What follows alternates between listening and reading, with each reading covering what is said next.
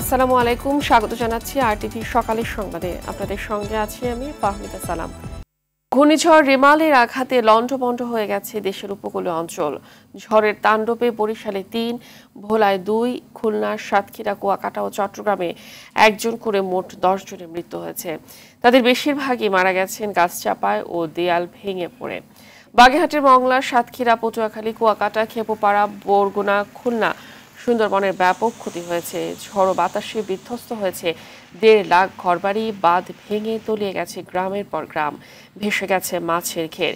কিছু স্থানে বন্ধ রয়েছে সড়ক যোগাযোগও। অধিক উচ্চতা জলোচ্ছ্বাসে বাঁধ ভেঙে সাগরে লোনা পানি ঢুকে পড়েছে, তলিয়ে গেছে সুপেয় পানির উৎসগুলো। গাছপালা উপড়ে পড়ে বিভিন্ন স্থানে বন্ধ আছে বিদ্যুৎ সংযোগ।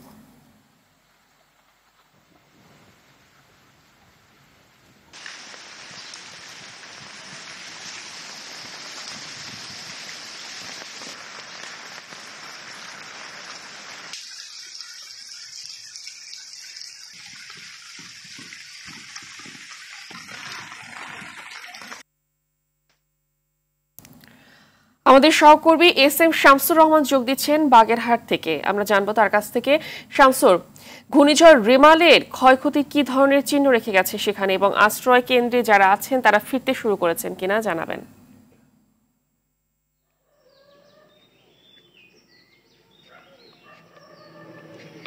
ফাহমিদা, আপনি যেমনটি বলছিলেন, গত পরশু রাত থেকে কিন্তু ঘূর্ণিঝড় রেমালের প্রভাবে কিন্তু বাগেরহাটে ব্যাপক তাণ্ডব চলছিল, যেটি কিন্তু গতকাল সন্ধ্যা পর্যন্ত এর তাণ্ডব চলেছে এবং দমকা থেকে জড়ো হওয়া এবং সেই সাথে বৃষ্টি হয়েছে, হালকা থেকে মাঝারি থেকে ভারী বর্ষণ কিন্তু হয়েছে এবং এর প্রভাবে কিন্তু পানির উচ্চতা বৃদ্ধি পেয়েছিল এবং সে পানি কিন্তু বাগেরহাট নিম্নাঞ্চল প্লাবিত হয়েছিল।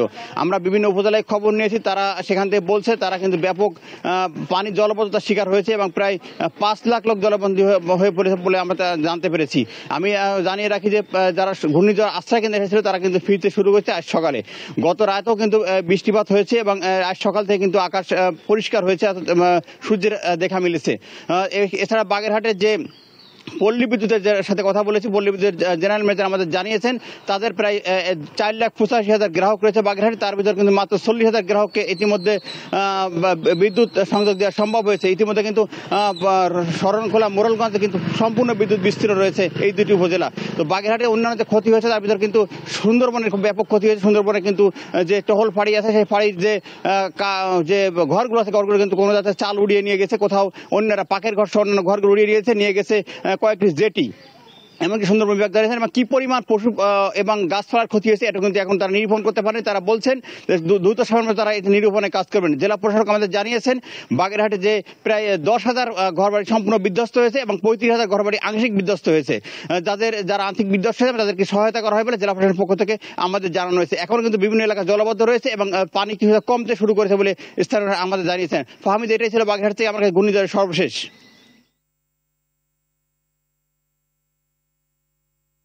ধন্যবাদ। ঘূর্ণিঝড়ে ক্ষয়ক্ষতির বিষয়ে জানাতে পটুয়াখালীর কুয়াকাটা থেকে আমাদের সাথে এই মুহূর্তে যোগ দিচ্ছেন সহকর্মী কাজী সাইদ, উপকূলে ক্ষয়ক্ষতি কি ধরনের হয়েছে এবং কতটা তা বিস্তীর্ণ এলাকা প্লাবিত করেছে আমাদেরকে বিস্তারিত জানাবেন।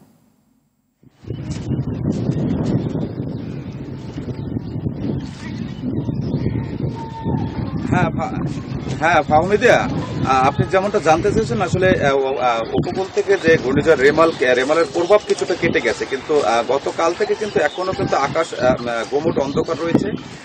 আরেকটি বিষয় হচ্ছে যে ক্ষয়ক্ষতির যে বিষয়টি জানতে চেয়েছেন সেটি হচ্ছে আমরা উপজেলা কৃষি অফিসের সাথে কথা বলেছি। তারা বলেছেন যে এই কলাপাড়া উপজেলার 20,000 হেক্টর ফসলি জমি কিন্তু প্লাবিত হয়েছে।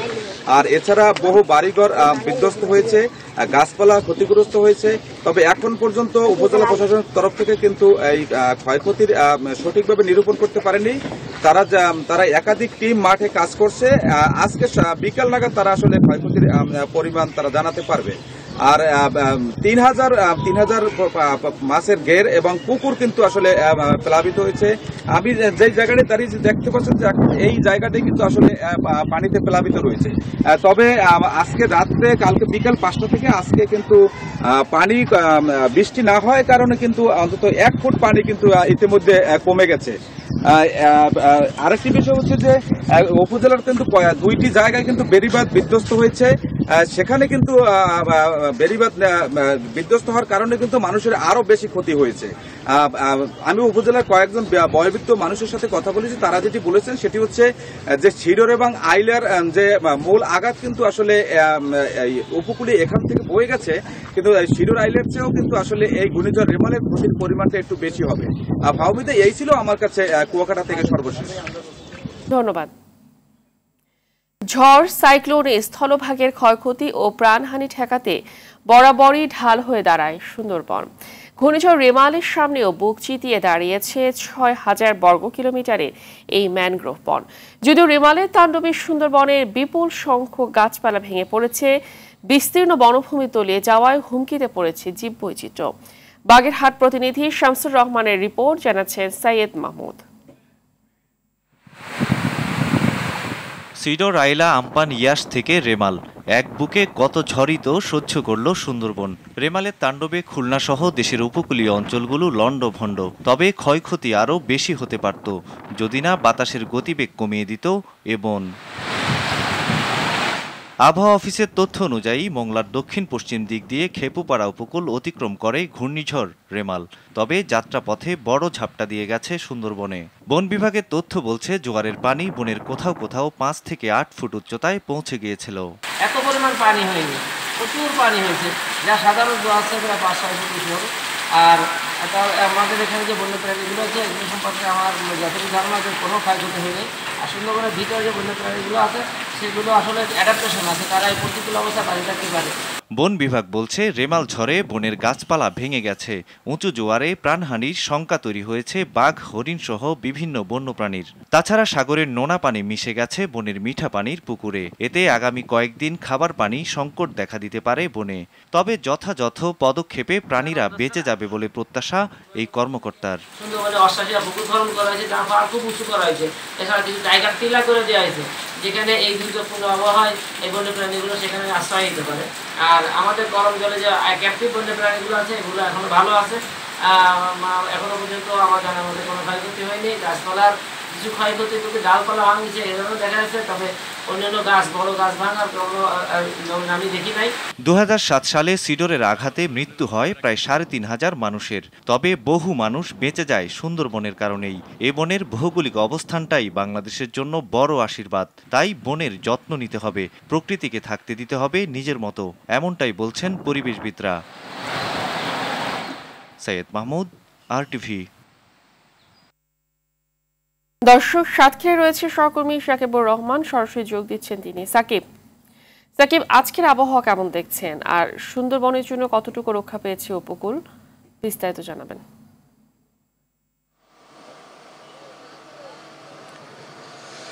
ফাহমিদা, আজকের আবহাওয়া কিন্তু একেবারেই ভালো। গতকাল মধ্যরাত পর্যন্ত এখানে বৃষ্টি হয়েছিল। রেমালের যে প্রভাব ছিল, ঝড়ো হাওয়া, বাতাস সঙ্গে প্রচণ্ড বৃষ্টি এবং সমুদ্র এবং নদীর ছিল প্রচণ্ড ঢেউ। আজকে সকাল থেকে কিন্তু একেবারে স্বাভাবিক অবস্থায় রয়েছে। আমরা দেখছি যে এখানকার মানুষের যে স্বাভাবিক জীবনযাত্রা সেটিও শুরু হয়েছে, অর্থাৎ নদী পারাপারের মানুষজন, ওই পারে মানুষ যারা রয়েছেন তারা এ পারে আসছেন, এ পারে মানুষ তারা ওই পারে যাচ্ছেন। জীবিকার তাগিদে তাদের যে ধরনের কাজগুলো রয়েছে তারা সেটি করতে পারছেন। আমরা দেখেছি ছোট ছোট নৌকায় করে কিন্তু যারা মাছ ধরেন, সে সকল মাছ ধরে জেলেরাও কিন্তু তারা এই পারে এসেছেন, তারা তাদের মাছ নিয়ে বিক্রি করার জন্য। এবং এখানকার বাসিন্দারা বলছিলেন যে অন্যান্য ঝড়ে কিন্তু তারা এমন প্রভাব দেখেনি, রেমালে তারা কিন্তু ব্যাপক প্রভাব দেখেছে। ঝড়ের পরের দিন পর্যন্ত, অর্থাৎ গতকাল মধ্যরাত পর্যন্ত প্রচণ্ড বৃষ্টির সাথে বাতাস হয়েছিল। আমরা যে জায়গাটিতে অবস্থান করছি তার ঠিক পিছনেই কিন্তু সুন্দরবনের অবস্থান। সুন্দরবনের একটি অংশ রয়েছে। সুন্দরবন কিন্তু আমরা একটি প্রতিবেদনে দেখছিলাম, প্রতিবারই সুন্দরবন বুক পেতে এই ঝড়গুলোকে তার মাঝে নিয়ে নেয় এবং মানুষকে কিন্তু রক্ষা করে। প্রথমেই সুন্দরবনের যে গাছপালাগুলো রয়েছে সেই গাছপালাগুলো কিন্তু যে বাতাসগুলো থাকে সেগুলোকে প্রতিরক্ষা করে। এরপরে যে ঘরের গতিবেগ সেটি কমাতে সাহায্য করে সুন্দরবনের গাছপালাগুলো। এই সুন্দরবনের কারণেই কিন্তু এইখানকার যে বাঁধগুলো রয়েছে সেই বাঁধগুলো কিন্তু এবার রক্ষা পেয়েছে, অর্থাৎ 5 ফিট 6 ফিট পর্যন্ত জলোচ্ছ্বাস হলেও বাঁধ ভেঙে এই সাতক্ষীরা অঞ্চলে অন্তত মানুষের কোনো ক্ষতি হয়নি, মানুষের জনজীবনে তেমন কোনো প্রভাব পড়েনি, শুধুমাত্র এই সুন্দরবন থাকার কারণে। প্রতিবারই কিন্তু বলা হয় যে কোনোভাবে যেন সুন্দরবন ধ্বংস না হয়, প্রকৃতিকে রক্ষা করতে হবে। প্রকৃতিকে রক্ষা করতে পারলেই কিন্তু এ ধরনের বড় বড় যে প্রাকৃতিক দুর্যোগগুলো রয়েছে সেই দুর্যোগ থেকে রক্ষা পেতে পারে এখানকার মানুষ। সব মিলিয়ে বলা চলে যে আজকে থেকে একবারে স্বাভাবিক আবহাওয়া বিরাজ করছে এবং সাধারণ মানুষের যে জনজীবন আগের, অর্থাৎ এই ঝড়ের আগের যেভাবে তারা জীবন পার করতেন সেভাবেই জীবন যাপন তারা শুরু করেছেন। ফাহমিদা, ধন্যবাদ। ঘূর্ণিঝড় রেমালের প্রভাবে গতকাল মধ্যরাতের পর থেকে রাজধানীতে থেমে থেমে বৃষ্টি হচ্ছে, সাথে বইছে দমকা হাওয়া। এতে সকালে অতটা বৃষ্টি না থাকলেও কিছুটা ভোগান্তি পোহাতে হচ্ছে নগরবাসীকে। কোথাও কোথাও জলাবদ্ধতার কারণে বিপাকে পড়েছেন কাজে বের হওয়া মানুষ। রেমালের প্রভাবে ঢাকায় এ পর্যন্ত বৃষ্টি হয়েছে 151 মিলিমিটার, আর সবচেয়ে বেশি বৃষ্টি হয়েছে চট্টগ্রামে 235 মিলিলিটার।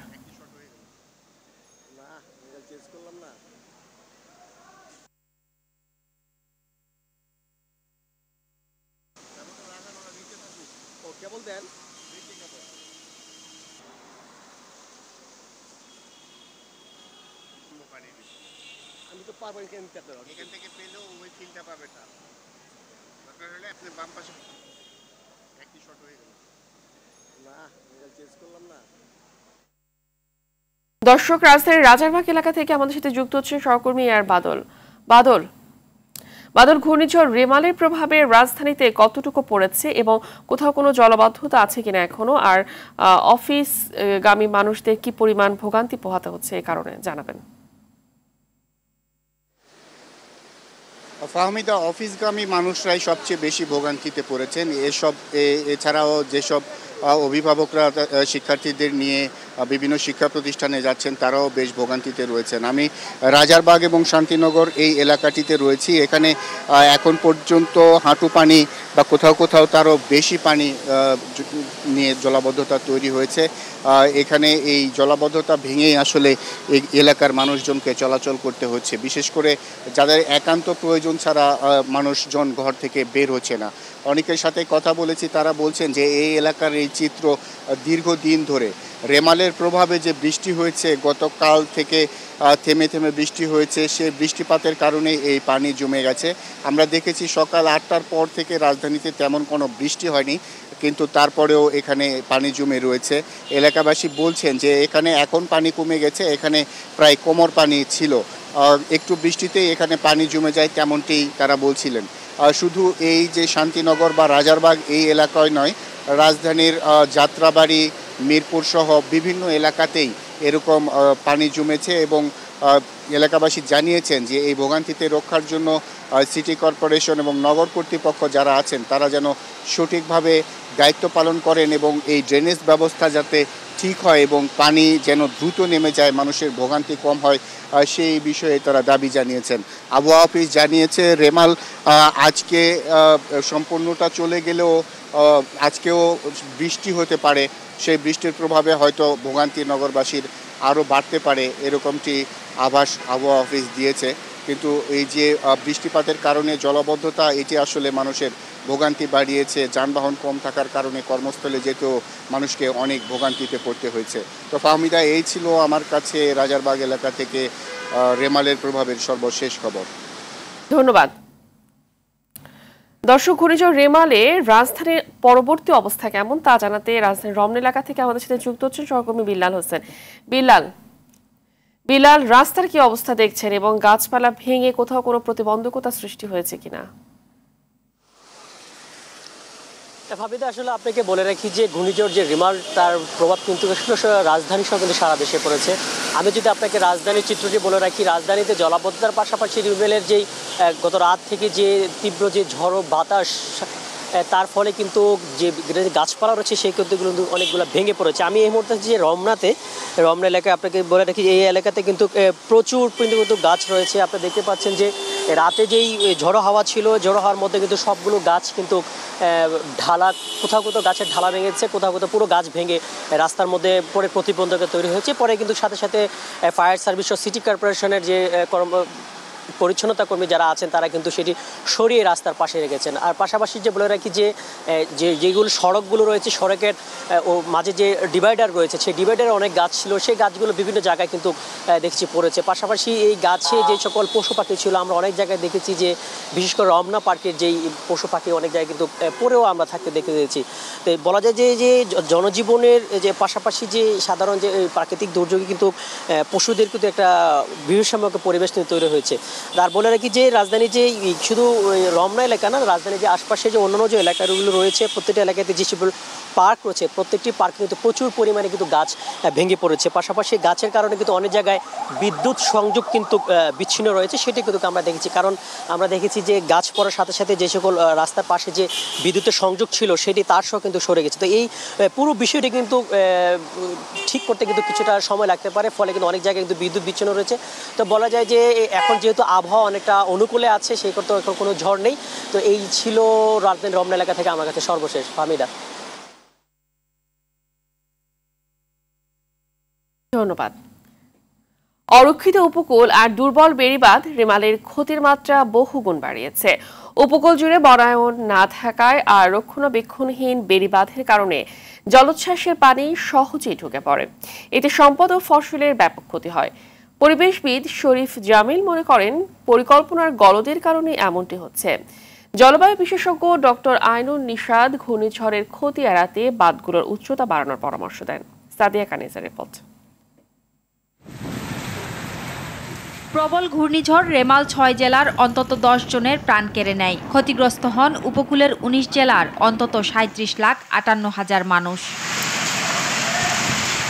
সম্পূর্ণ বিধ্বস্ত হয় ৩৫,০০০-এরও বেশি ঘরবাড়ি। আংশিক ক্ষতি হয় আরও প্রায় ১,১৫,০০০। দুর্যোগ মন্ত্রণালয়ের প্রাথমিক হিসেবে ক্ষতির এমন ভয়াবহ চিত্র উঠে আসে। গতি কম হলেও অন্য ঘূর্ণিঝড়ের চেয়ে রেমালের ক্ষতির মাত্রা বেশি, যার অন্যতম কারণ বড় জলোচ্ছ্বাস। উন্মুক্ত উপকূল আর দুর্বল বেড়িবাঁধের কারণে সাগরের নোনা জল বাধা ছাড়াই ঢুকে পড়ে লোকালয়ে। এমন ক্ষতির জন্য প্রাকৃতিক কারণের পাশাপাশি কর্তৃপক্ষের অবহেলাকেও দুষছেন বিশেষজ্ঞরা। যখন বেড়িবাঁধগুলি মেরামত করার কথা তখন এটা মেরামত করা হয় না, যখন মেরামতের উদ্যোগ নেওয়া হয় তখন প্রাকৃতিক অবস্থার মেরামতের মতো থাকে না। মেরামত করার সময় যে জিনিস দিয়ে মেরামত করার কথা দেখবেন সেই জিনিস দিয়ে করা হয় না। কাজে আমাদেরকে একটা সমন্বিত পরিকল্পনা নিতে হবে যাতে আমরা শর্ট টার্মে মানুষগুলিকে ক্ষতির হাত থেকে রক্ষা করতে পারি, কারণ তাদের জনবসতি তো অলরেডি গড়ে উঠেছে। কাজে তারা যে বেড়িবাঁধগুলির ভিতরে আছে সেগুলিকে শক্ত করতে হবে যাতে তারা রিলোকেশনের আগ পর্যন্ত টিকে থাকতে পারে। রক্ষা কবচ সুন্দরবনকে ধ্বংসের হাত থেকে রক্ষায় সরকারের আন্তরিকতা আরো বাড়ানোর পরামর্শ দিলেন এই পরিবেশবিদ। সুন্দরবনের ভেতর দিয়ে কয়লার জাহাজ যায়, সুন্দরবনের ভেতর দিয়ে সারের জাহাজ ডুবে, বারবার বলার পরেও তাদের কোনো প্রিপেয়ার্ডনেস থাকে না। সুন্দরবনের ভিতরে আগুন লাগে, সব সময় আগুনের জন্য কেউ দায়ী থাকে না। কাজেই এগুলি আমাদেরকে মাইন্ডসেটটা ঠিক করতে হবে। এগুলি বুঝতে হবে যে সুন্দরবন যদি নষ্ট হয়, ধ্বংস হয়, তাহলে প্রথম এবং প্রধানতম কষ্টের সম্মুখীন হবে যারা ক্ষমতায় থাকেন তারাই। জলবায়ু পরিবর্তনের বিরূপ প্রভাবে রেমালের মতো ঝড়ের প্রকোপ বাড়বে, তাই এখনই জলবায়ু সহনীয় পরিকল্পনা নেয়ার পরামর্শ এই বিশেষজ্ঞের। এবার যে বাঁধগুলো ভেঙে সাতক্ষীরা খুলনার যে বিস্তীর্ণ এলাকা পানিতে ডুবে গেছে, এটা কিন্তু বাঁধকে অতিক্রম করে পানি ঢোকেনি ভাঙার কারণে। আমার কথা হচ্ছে এগুলো ইঞ্জিনিয়ারিং স্ট্রাকচার। পেশাধারী যে ইঞ্জিনিয়াররা এই বাঁধগুলো করেছেন এবং রক্ষণাবেক্ষণ করছেন তারা এই কাজটা সঠিকভাবে করছেন না। আমাদের 139টা পোল্ডার আছে বেড়িবাঁধ, তার মধ্যে 10টা ইতিমধ্যে উঁচু করা হয়েছে। তার মানে প্রয়োজনের তুলনায় সামান্য 139টার মধ্যে 10টা, বাকিগুলোর উচ্চতা বাড়ানো প্রয়োজন। এই রক্ষণাবেক্ষণের কাজ আমি মনে করি স্থানীয় জনসাধারণের কাছে ট্রান্সফার করা উচিত।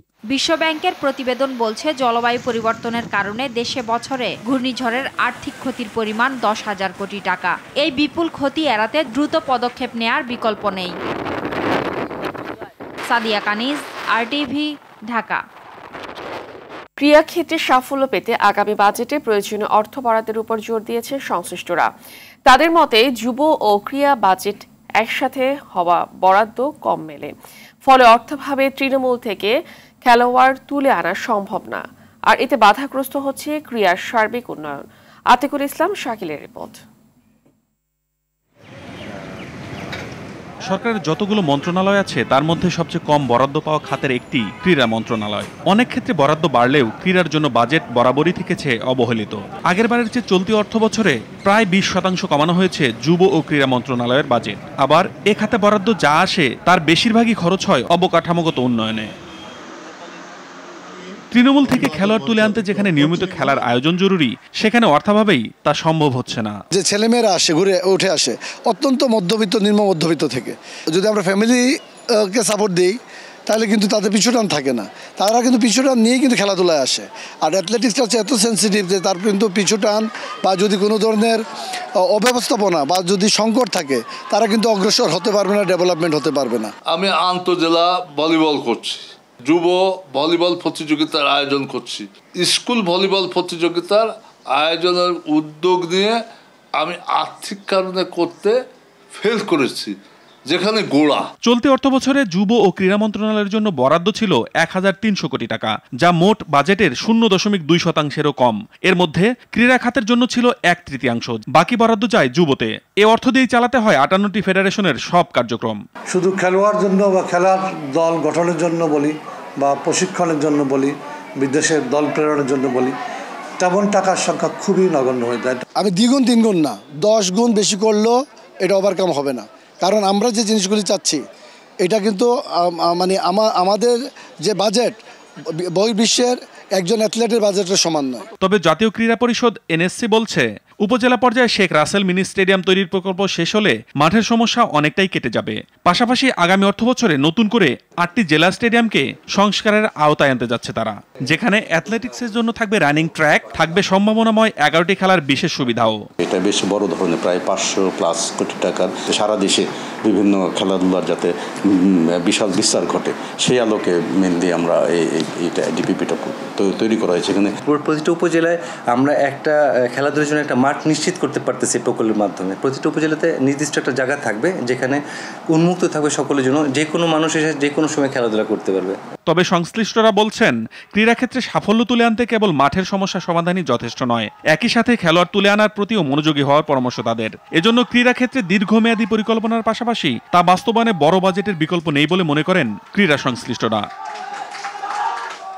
আতিকুল ইসলাম শাকিল, আরটিভি, ঢাকা।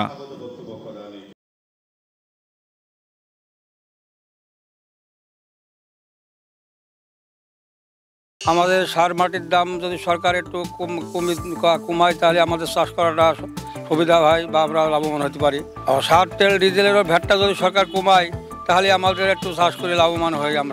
আমরা কৃষক যদি না বাঁচি তাহলে দেশ কীভাবে বাঁচবে? সামনে যে বাজেটটা আছে এটা আমরা কৃষি বাজেটটা চাই। আমরা বাজেটটা এরকম আসুক যাতে আমরা সাধারণ মানুষ তথা যারা শ্রমজীবী মানুষ, যারা খেটে খাচ্ছে, তারা যাতে তাদের নিয়ন্ত্রণের ভেতরে থাকতে পারে। একদম নিম্নবর্তী মানুষ থেকে শুরু করে মধ্যবিত্ত সকলেই ভালো থাকতে পারে, খেয়ে পরে বাঁচতে পারে। একটা দেশে শিক্ষার মান যদি উন্নয়ন না হয় তাহলে সে দেশে সার্বিকভাবে সার্বজনীনভাবে উন্নয়ন হওয়ার কোনো সম্ভাবনা থাকে না। বাজেটটা হবে শিক্ষা বান্ধব এবং যেখানে আমাদের শিক্ষার্থীদের জন্য শিক্ষার্থীদের সর্বোচ্চ সুযোগ সুবিধা তারা যাতে ভোগ করতে পারে এবং এর মাধ্যমে আমরা যেন আমাদের শিক্ষার উন্নয়নের গতি উত্তরোত্তর অব্যাহত থাকে।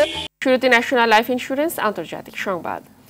যুক্তরাষ্ট্রের টেক্সাস, ওকলাহোমা, আরকানসাস ও কেনটাকি অঙ্গরাজ্যে টর্নেডো ও বজ্রঝড়ে নিহত হয়েছে অন্তত 23 জন। এর মধ্যে 4 শিশু রয়েছে। স্থানীয় সময় শনিবার ও রোববারের তাণ্ডবে এই হতাহতের ঘটনা ঘটে। দেশটির স্টর্ম প্রেডিকশন সেন্টার সতর্ক করে বলেছে, বিশাল এ অঞ্চলের 10,90,00,000 বাসিন্দা হুমকির মুখে আছে। ঝড়ের বিষয়ে প্রেসিডেন্ট জো বাইডেনকে অবহিত করা হয়েছে। যুক্তরাষ্ট্রের দক্ষিণাঞ্চলে সমভূমি ও মধ্যাঞ্চলের অবস্থান ও আবহাওয়াজনিত কারণে প্রতি বছরের মে মাসেই শক্তিশালী টর্নেডো দেখা যায়। ফিলিস্তিনের অবরুদ্ধ গাজা উপত্যকায় ইসরায়েলি বর্বরতায় নিহত হয়েছে আরও 33 ফিলিস্তিনি। এতে করে উপত্যকায় নিহতের সংখ্যা ছাড়ালো 36,000। ইসরায়েলের এই হামলায় নিহতদের বেশিরভাগই নারী ও শিশু।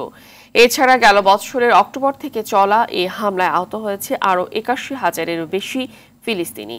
সোমবার গাজার স্বাস্থ্য মন্ত্রণালয়ের বরাতে বার্তা সংস্থা আনাদোলু এই তথ্য নিশ্চিত করেছে। এদিকে রাফার শরণার্থী তাঁবুতে চালানো ইসরায়েলি হত্যাযজ্ঞের ঘটনায় নিন্দার ঝড় উঠেছে। আন্তর্জাতিক বিচার আদালতের আদেশ মেনে অবিলম্বে রাফায় অভিযান বন্ধে ইসরায়েলের প্রতি আহ্বান জানিয়েছে বৈশ্বিক সম্প্রদায়। খেলার খবর, ক্রিকেট। টি-20 বিশ্বকাপে নিজেদের প্রথম ওয়ার্ম আপ ম্যাচে আজ যুক্তরাষ্ট্রের মুখোমুখি হবে বাংলাদেশ। রাত 9:30টায় ডালাসের গ্র্যান্ড পেইর স্টেডিয়ামে শুরু হবে ম্যাচটি। বিশ্বকাপে অংশ নিতে যুক্তরাষ্ট্রে পা রাখার পর স্বাগতিকদের বিপক্ষে এই মাঠেই 3 ম্যাচে টি-20 সিরিজ খেলে বাংলাদেশ, যেখানে 3 ম্যাচের সিরিজে 2-1 হারে শান্ত সাকিবরা। এ মাঠেই 8 জুন শ্রীলঙ্কার বিপক্ষে ম্যাচ দিয়ে বিশ্বকাপের অভিযানও শুরু হবে বাংলাদেশের। বিশ্বকাপ মঞ্চে নামার আগে প্রস্তুতি ম্যাচ দিয়ে আত্মবিশ্বাস বাড়াতে চায় টাইগার্সরা।